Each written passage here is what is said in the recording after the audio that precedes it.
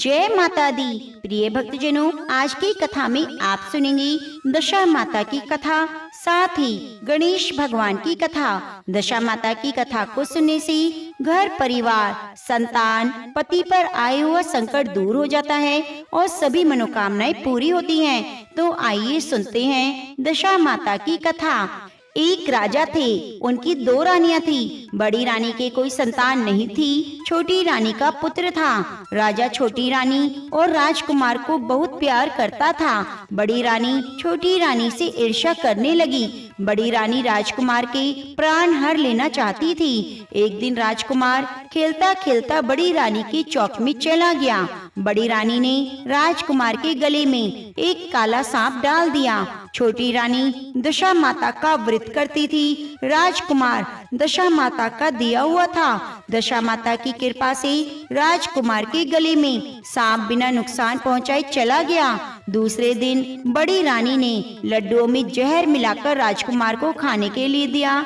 राजकुमार जैसे ही लड्डू खाने लगा तो दशा माता एक दासी का रूप धारण करके आई और राजकुमार के हाथ से लड्डू छीन लिया। बड़ी रानी का यह बार भी खाली गया। रानी को बड़ी चिंता हुई कि किसी भी तरह से राजकुमार को मारना है। तीसरे दिन जब राजकुमार फिर बड़ी रानी के आंगन में खेलने गया तो रानी ने उसे पकड़कर गहरे कुएं में ढकेल दिया। क्योंकि कुआं बड़ी रानी के आंगन में बना था, इसलिए किसी को पता नहीं चला कि राजकुमार कहाँ गया। लेकिन जैसे ही बड़ी रानी ने राजकुमार को कुएं में धकेला तो दशा माता ने उसे बीच में रोक लिया।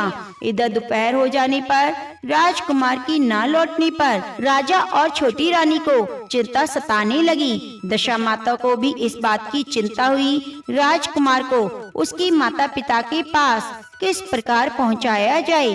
राजकुमार को तलाश करने वाले कर्मचारी निराश होकर बैठ गए। राजा और छोटी रानी पुत्र शोक में रोने लगे। तब दशा माता ने भिखारी का रूप धारण किया और राजकुमार को गले से लगाए राजद्वार पर पहुंची। वह राजकुमार को एक वस्त्र में छिपाए हुए भिक्षा मांगने लगी। सिपाहियों ने उसे दुत्कार कर कहा, तुम्हें भिक्षा की पड़ी है और यहाँ राजकुमार खो गया है। सारे लोग दुख और चिंता से व्याकुल हैं। इस पर दशा माता बोली, भाइयों, पुण्य का प्रभाव बड़ा ही विचित्र है। यदि मुझे भिक्षा मिल जाए तो संभव है खोया हुआ राजकुमार लोगों को मिल जाएगा। यह कहकर वह देहरी पर पैर रखने लगी। सिपाहियों ने उसे आगे बढ़ने से रोका। उसी समय दशा माता ने बालक का पैर वस्त्र से बाहर कर दिया। सिपाहियों ने समझा कि कुंवर उसके हाथों में है, इसलिए उसे अंदर जाने दिया। दशा माता कुंवर को लेकर भीतर चली गई। उसने राजकुमार को चौक में छोड़ दिया और वापस चली गई। परंतु रानी ने दशा माता रूपी भिखारिन को देख लिया। उसने कहा, खड़ी रहो और कौन हो तुम? तुमने 3 दिन मेरे बेटे को छिपा कर रखा था, तुमने ऐसा क्यों किया? तुम्हें मेरे इस प्रश्न का उत्तर देना होगा। दशा माता उसी समय ठहर गई। उन्होंने बताया, मैं तुम्हारे पुत्र की चोरी करने वाली नहीं, मैं तो तुम्हारी आराध्य देवी दशा माता हूँ। मैं तुम्हें सचेत करने आई हूँ कि बड़ी रानी तुमसे ईर्ष्या रखती है। वह तुम्हारे पुत्र के प्राण हर लेना चाहती है। एक बार उसने तुम्हारे पुत्र के गले में काला सांप डाला, जिसे मैंने भगाया। दूसरी बार विष के लड्डू दिए, जिसे मैंने उसके हाथों से छीन लिया।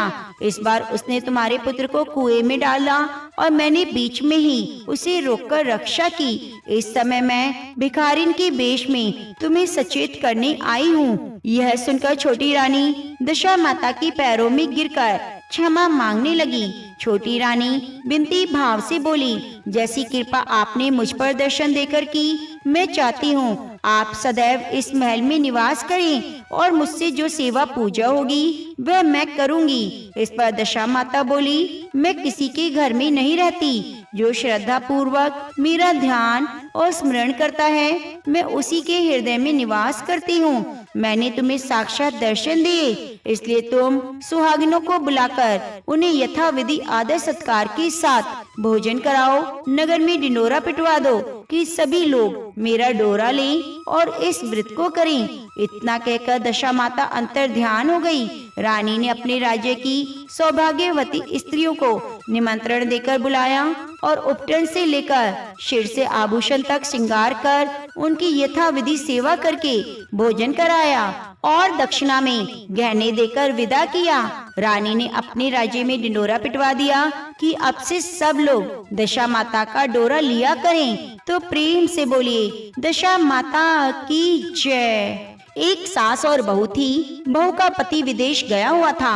एक दिन सास ने बहू से अग्नि लाकर भोजन बनाने को कहा। बहू गांव से अग्नि लेने चली गई, लेकिन किसी ने अग्नि नहीं दी। कहा जब तक दशा माता की पूजा ना हो जाए अग्नि नहीं मिलेगी। बहू खाली हाथ घर लौट आई।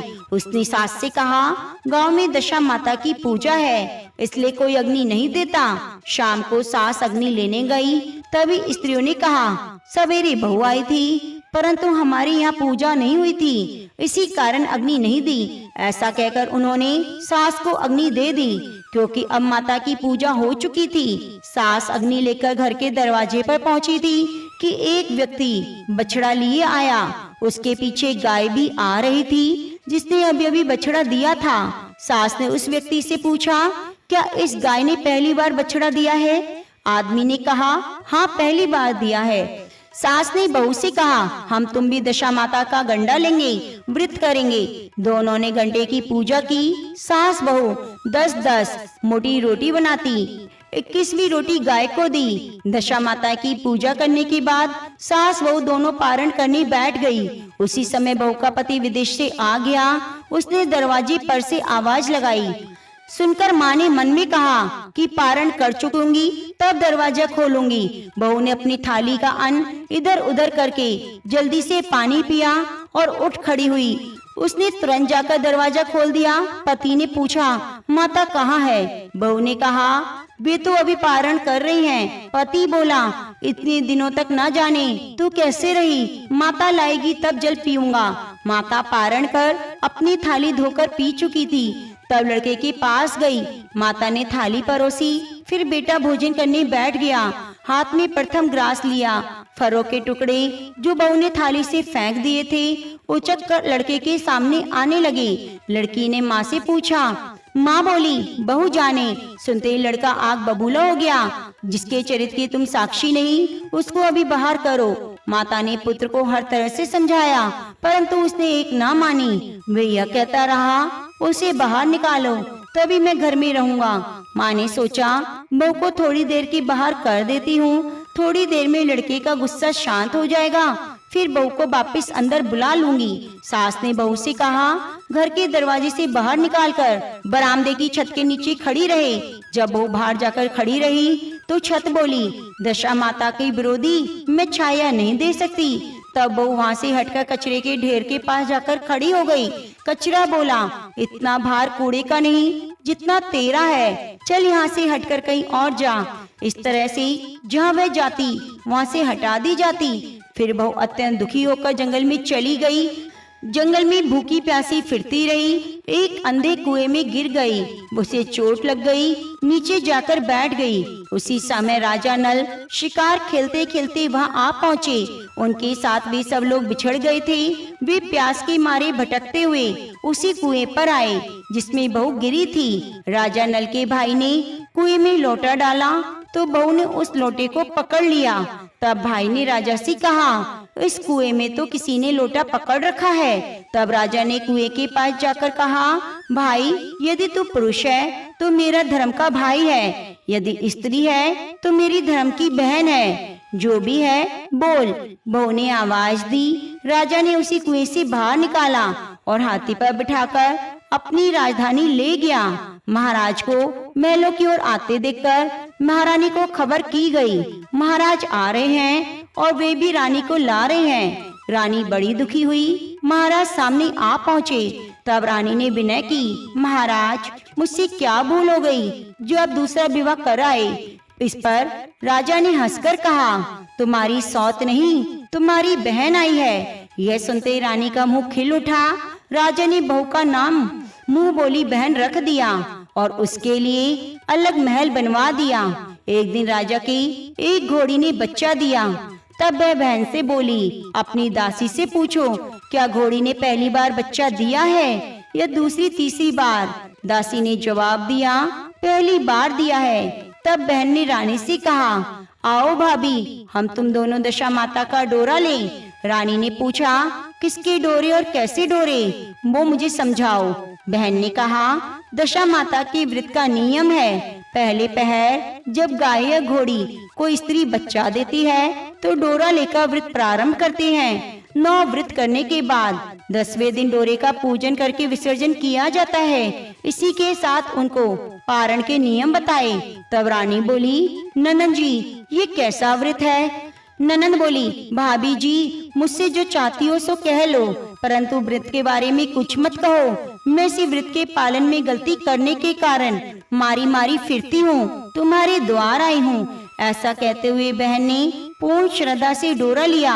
9 दिन व्रत किए, कथा कही, 10वें दिन विधिवत पूजन किया, गोला फर्रा बनाए, शाम को पारण किया। उसी समय बहन के पति को माता से आज्ञा लेकर अपनी स्त्री का पता लगाने के लिए निकल पड़ा। ढूंढता हुआ राजा नल की राजधानी पहुंचा। एक कुएं पर उसने औरतों को बात करते सुना। एक औरत बोली, राजा हाल में मुंह बोली बहन लाए हैं, बहुत सुंदर है, आजकल उसका किया हुआ सब कुछ होता है। दूसरी बोली, जैसी सुंदर है वैसी धर्मात्मा है, जो उसके दरवाजे पर जाता है उसे अपनी इच्छा अनुसार भिक्षा मिलती है। तीसरी बोली, ये सब तो ठीक है, परंतु अब तक पता नहीं चला वे कौन है। स्त्रियों की बातें सुनकर साधु वेश बनाकर राजा नल की मुंह बोली बहन के द्वार पर पहुंचा। आवाज लगाई तो सेवक उसे भिक्षा देने लगे। पति ने भिक्षा लेने से इनकार किया और कहा, जब भिक्षा देने वाली स्वयं भिक्षा लेकर आएगी तब लूंगा। लोगों ने कहा, इस समय वे दशा माता का व्रत करके पारण कर रही हैं, तब तक ठहरो। पति चुपचाप बैठ गया। पारण करने के बाद जब वे बाहर मोती लेकर आई, परंतु पति को पहचान कर मुस्कुराती हुई लौट गई। दोनों ने एक दूसरे को पहचान लिया। रानी ने ननद को मुस्कुराते हुए पूछा, आज इस परदेशी को देखकर क्यों हंसी, इसका क्या कारण है? तो उसने उत्तर दिया, हमारे घर वाले हैं। रानी ने राजा से कहा, तुम्हारी मुंह बोली बहन के घर वाले आए हैं। राजा ने कहा, उनसे कह दिया जाए वापस घर जाकर अपनी हैसियत से आएं, तब मैं अपनी बहन की विदाई करूंगा। बहन का पति वापस चला गया। घर जाकर बहन के पति ने माता से कहा, तुम्हारी बहू राजा नल के यहाँ उसकी बहन बनकर रहती है, नियम धर्म निभाती है। तब माता ने आज्ञा दी, तुम उसे ले आओ। वे डोली कहार लेकर राजा नल के नगर पहुंचा। राजा ने अपनी हैसियत से स्वागत किया। कुछ दिन उसकी मेहमान नवाजी की। जब वे महल से बाहर निकलकर चलने लगे, तब महल भी उनके पीछे पीछे चलने लगा। रानी बोली, ननद जी, तुम चली, मेरा महल भी चला, जरा लौटकर पीछे तो देखो। उसने देखा, राजा का संपूर्ण राजसी वैभव लुप्त हो गया। बहन तो अपने पति के साथ जाकर आनंद से रहने लगी, परंतु राजा का हाल बेहाल हो गया। दोनों राजा रानी भटकने लगे। तब राजा नल ने कहा, रानी, जहाँ राज किया वह इस दशा में नहीं रह जाता, इसलिए यहाँ से जाना उचित है। रानी पतिव्रता थी। राजा रानी दोनों महल से निकल गए। चलते चलते गांव में पहुँचे। वहाँ वृक्षों में अच्छे अच्छे बेर लगे थे। राजा रानी दोनों वहाँ ठहरे। वे बेर बीनने लगे, परंतु बेर लोहे के हो जाते। राजा रानी जो वस्तु को हाथ लगाते वह पत्थर बन जाती। राजा रानी आगे बढ़े। रास्ते में उन्हें एक बनिया मिला। उसने राजा नल को पहचान कर रानी को आटा दिया। वे आटा लेकर एक नदी के किनारे गई। वहाँ रानी भोजन बनाने लगी।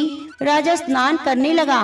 रानी ने रोटियां सेक कर रख ली। जब राजा आए भोजन करने बैठे तो रोटियां ईंट के समान हो गई। राजा रानी वहाँ से चलकर अपनी बहन के यहाँ गए। बहन ने सुना उसके भाई भाभी आए हैं। उसने पूछा, कैसे आए हैं? जवाब मिला, बहुत खस्ता हालत है। यह सुनकर बहन को लाज आई। उसने उन्हें एक कुम्हार के यहाँ ठहरा दिया। शाम को थाल सजाकर वो खुद भाभी से मिलने गई। उसने भाभी के सामने थाल रखा तो भाभी ने कहा, इस थाल में जो कुछ है कुम्हार के चक्के के नीचे रख दीजिए। और चली जाइए। वे थाल का सामान चक्के के नीचे रखकर चली गई। थोड़ी देर में राजा रानी ने पूछा, बहन आई? रानी ने कहा, हाँ आई, पर जो कुछ लाई चक्के के नीचे रख दिया। राजा ने देखा कंकड़ पत्थर के सिवा कुछ नहीं था। राजा समझ गया ये सब कुदशा है। फिर वह चलकर अपने मित्र के घर गए। मित्र ने सुना उसके मित्र नल आए हैं, तो उन्होंने पूछा, कैसे आए हो? इन लोगों ने कहा, बहुत खस्ता हालत में हैं। मित्र ने दुखी होकर कहा, जैसे भी आए आखिर मित्र हैं। मित्र ने बड़े आदर भाव से स्वागत किया, भोजन कराया, एक कमरे में सोने के लिए पलंग बिछवा दिया। उस कमरे की खिड़की पर 9 लख का हार टंगा हुआ था। आधी रात के समय राजा सो गए। रानी ने देखा हार वाली खूंटी के पास वाली दीवार पर एक मोर का चित्र बना हुआ है। वह मोर हार को धीरे धीरे निगल रहा है। रानी ने राजा को जगाकर वह दृश्य दिखाया। तब राजा ने कहा, यहाँ से चुपचाप चलना चाहिए, नहीं तो सवेरे सवेरे चोरी का कलंक लग जाएगा। राजा रानी दोनों रात को उठकर भाग चले। वहाँ से चलकर एक अन्य राजा की राजधानी में पहुँचे। वहाँ सदाव्रत किया जाता था। राजा रानी दोनों सदाव्रत में पहुँच गए, परंतु उस समय सदाव्रत बंद हो चुका था। वहाँ के राजा के कर्मचारियों ने कहा, राजा रानी न जाने कहाँ से आए हैं, इनको मुट्ठी भर चने दे दो।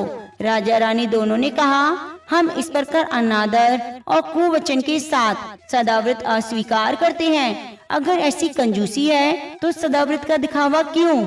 इस पर धन अध्यक्ष गुस्सा हुआ और कहा, हमारे राजा को कंजूस कहते हो, इनको हवालात में बंद कर दो। इस तरह राजा रानी दोनों कोठरी में बंद हो गए। जिस कोठरी में राजा रानी कैद थे उसी के सामने आम रास्ता था। एक मैल रानी राजा की घुड़साल को पार करके उसी रास्ते से निकला करती थी। एक दिन वह देर से आई, तब रानी ने उससे पूछा, आज देर कहाँ हो गई? बोली, आज राजा की एक घोड़ी ने पहली बार बच्चा दिया है। तब रानी ने राजा से कहा, एक बार मैंने तुम्हारी मुँह बोली बहन की दशा डोरे लेने का अनादर किया, उसी दिन से हमारी दशा खराब हुई, इसलिए आज मैं दशा डोरा लेती हूँ। राजा ने पूछा, पूजा की सामग्री कहाँ से आएगी? रानी ने कहा, दशा माता सब करेगी। तब 9 तार राजा के पार की और 1 तार अपने आंचल का लेकर रानी ने डोरा बनाया और उसी समय से व्रत ठान लिया। थोड़ी देर में उस देश का राजा खुद घोड़े का बछड़ा देखने उसी रास्ते से निकला। राजा ने नल दमयंती दोनों को बंद देखकर पूछा, ये लोग कौन हैं? किस कारण से, किस अपराध के कारण बंद हैं? पहरेदारों ने बताया, ये भिक्षा लेने आए, आपको गालियां देते थे, इसी कारण बंद हैं। राजा ने कहा, ये तो कोई अपराध नहीं, इनको संतुष्ट करना चाहिए, इसको अभी कैसे बाहर निकालो। राजा की आज्ञा सुनकर उसी समय नल दमयंती को कोठरी से निकाल दिया गया। राजा ने उनके पाँव में पद्म और माथे पर चंद्रमा का चिन्ह देखकर पहचान लिया कि राजा नल और दमयंती हैं। तब उन्होंने विनीत भाव से क्षमा मांगी और हाथी पर बिठाकर महल में ले गए। कुछ दिनों के बाद राजा नल पूरी सज धज कर अपनी राजधानी की ओर चले। पहले वे मित्र के यहाँ गए। मित्र ने राजा नल के आने की खबर पूछी। मित्र कैसे आए हैं? लोगों ने कहा, बहुत ठाट बाट से आए हैं। मित्र ने कहा, अच्छी बात है, आने दो, आखिर मित्र है। राजा रानी दोनों मित्र के महल में गए। मित्र ने स्वागत किया, फिर उसी स्थान पर ठहराया जब पहले ठहराया था। आधी रात के समय राजा सो रहा था। रानी पैर दबा रही थी। रानी ने देखा मोर का चित्र जो हार निगल गया था वही उगल भी रहा है। रानी ने राजा को उठाकर दिखाया। राजा ने भी अपने मित्र को बुलाकर दिखाया। तब मित्र बोला, मैंने ना तुम्हें जब चोर माना था ना अब मानता हूँ, ये सब कुदशा का परिणाम था। आप निश्चिंत रहिए, मेरे मन में कोई बुरा भाव नहीं। वहाँ से चलकर राजा फिर बहन के यहाँ पहुँचा। उसने सुना राजा आए हैं तो वह बोली। बहन ने पूछा, कैसे आए हैं? लोगों ने कहा, बहुत ठाट बाट के साथ आए हैं। उसने कहा, महल में आ जाएं। तब राजा नल अपने हाथी पर चढ़कर बहन के महल की ओर बढ़ा। रानी बोली, आप बहन के घर जाइए, मैं तो उसी कुमार के घर जाकर ठहरूंगी जिसके यहाँ पहले ठहरी थी। रानी कुमार के यहाँ ठहरी। राजा बहन के यहाँ गए। शाम को ननंद भाभी के लिए थाल सजा कर लाई। भाभी के सामने रख दिया। भाभी ननंद से नाराज थी क्योंकि रानी के मन में था पिछली बार ननंद जी उसके लिए कंकड़ पत्थर लाई। यह देखकर ननंद बोली, मुझसे तो जो कुछ हो सका पहले लाई और अब भी लाई। सचमुच जब कुमार का चक्का उठाकर देखा तो उसके नीचे हीरे मोती निकले। रानी देखकर हैरान हो गई। बोली, ननंद जी तुम्हारा दोष नहीं, यह सब मेरी कुदशा का परिणाम था। रानी ने ननंद का लाया हुआ सामान स्वीकार किया, परंतु दशा माता का पूजा का न्योता ना दिया। वहाँ से राजा और रानी आगे चले। नदी के तट पर जा पहुँचे, जहाँ पड़ाव डाल दिया। राजा के लिए भोजन तैयार होने लगा। जब भोजन तैयार हो गया, राजा भोजन करने बैठा। पिछली बार जो रोटियां ईंट की हो गई थी, वही रोटियां बन गई। राजा ने पूछा, ये सब क्या हुआ? रानी बोली, पिछली बार जब आए थे मैंने कुछ रोटियां बनाई, वे सब रोटियां ईंट की बन गई।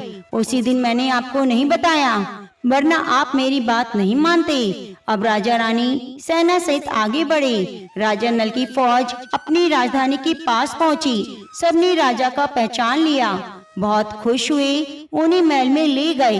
राजा रानी ने महल में प्रवेश किया, दशा माता की पूजा का प्रबंध किया, सौभाग्यवती स्त्रियों को आमंत्रण दिया।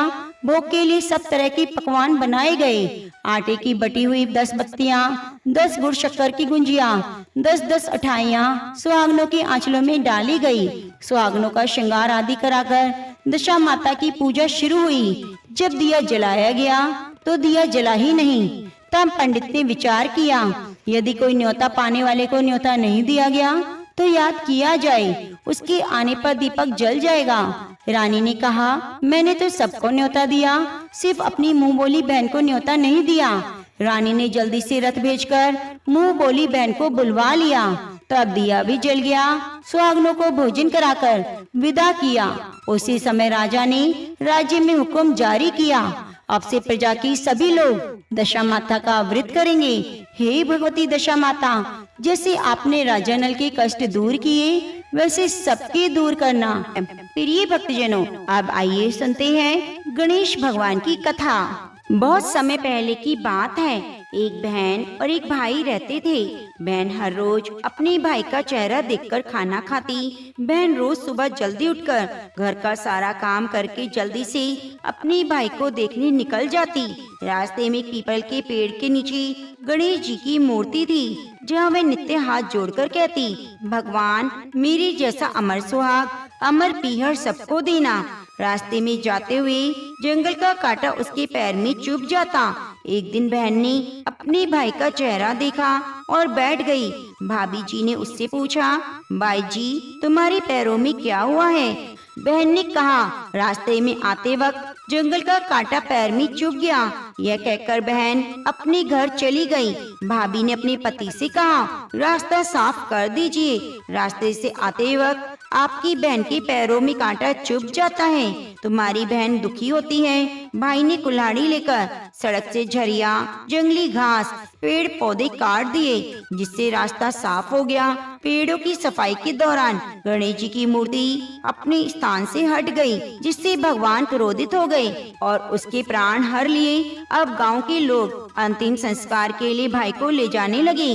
तभी भाभी ने रोते हुए कहा, थोड़ी देर रुक जाओ, उनकी बहन हर रोज अपने भाई का चेहरा देखती है। लोगों ने कहा, आज तो देख लेगी, कल से क्या देखेगी? बहन रोज की तरह अपने भाई का चेहरा देखने के लिए सड़क से आती थी। सड़क से आते हुए बहन ने देखा, रास्ता एकदम साफ है, पेड़ पौधे, जंगली घास सब कटे हुए हैं। थोड़ा और आगे जाके देखा तो गणेश जी की मूर्ति भी वहाँ से हटी हुई थी। यह देखकर जल्दी से खेजड़ी की डाल लेकर जगह साफ की और गणेश जी की मूर्ति को अपने स्थान पर रख देती है और हमेशा की तरह हाथ जोड़कर कहने लगी, भगवान मेरे जैसा सुहाग और मेरे जैसा अमर पीहर सबको देना।